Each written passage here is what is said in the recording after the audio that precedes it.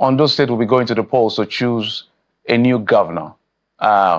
And the incumbent governor who succeeded the late Arakunrin Olarotimi Akeredolu is seeking re-election.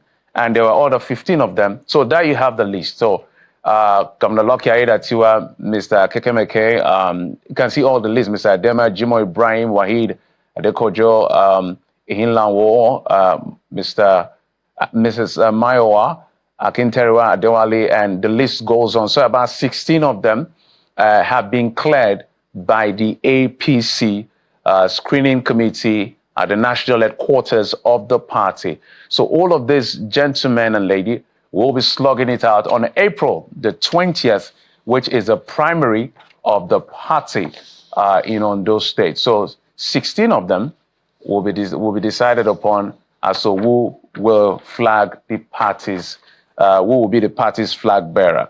We've been joined on the program for this conversation by the Publicity Secretary of the Ondo State Governorship Screening Committee, Mr. Bimbo Daramola. He joins us from our Abuja studio. Mr. Daramola, thank you so much, and it's good to see you looking great.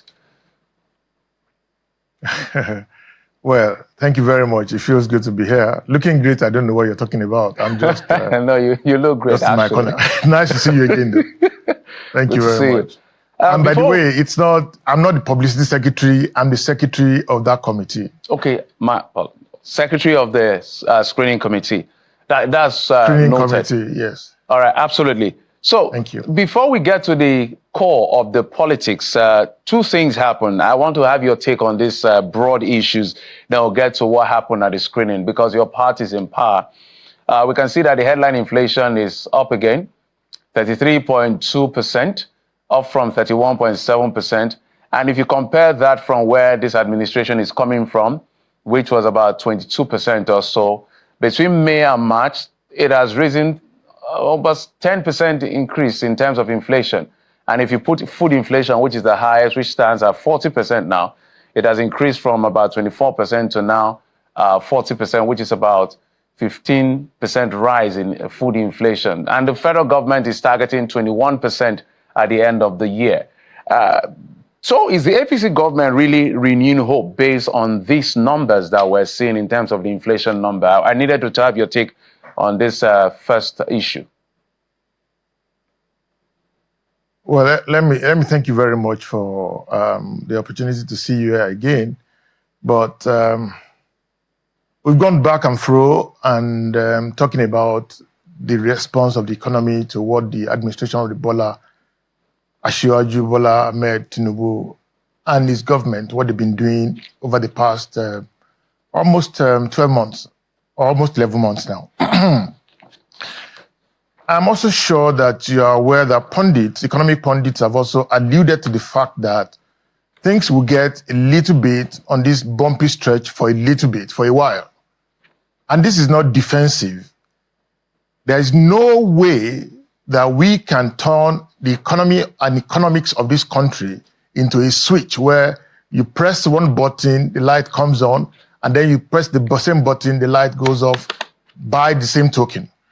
I believe very strongly that there's a lot of war going on economically between what this administration met on ground and the assiduous responsibility to deal with the issues. It feels extremely bad that things have deteriorated and gone on this downward slip and spiral for such a long time. But it didn't just start today, and that's not begging the issue. And I've had reasons to say this to a number of people. Even if you're going to knock your wife pregnant, you would have to consistently work on that until it manifests, and then when the conception is eventually attained, you will have to wait 9 months for the joy of conception. Now, in real terms, economy responds to a lot of factors, Some of them, you don't have absolute control on them.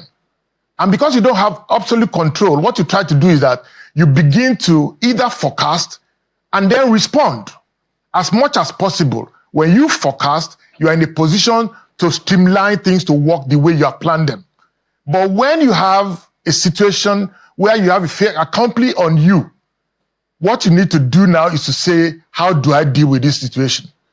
my brother, it's going to be very difficult to fix or to turn around the hand of the clock in 2 months. But I will isolate a particular one that people have not talked about, which is also one of the indices that will eventually amount to how the economy will look like in another 7-8 months from now. The issue of the dollar. The dollar rates and the way it is spiraling down today will also have consequential effect in another 7-8 months, particularly for guys who would have to. Don't forget that this economy has largely been described as one that is import dependent. And so that is not good in itself, but we didn't get here today. So if you're going to turn back the hand of clock, you have to consistently work on all of the indicators that has brought us here. For instance, and I'll give you another example. Have you seen the report of the EFCC with regards to what the EMS man at the time did with the Central Bank of Nigeria? And you are thinking, do you honestly think it would be fair to expect that this economy would not respond to that shock? It wasn't even a shock. At some point, it had become the manifest reality of that administration. The economy was getting all the bashing from all sides. You understand? I mean, we hemorrhaged. The economy practically hemorrhaged. We were bleeding from everywhere.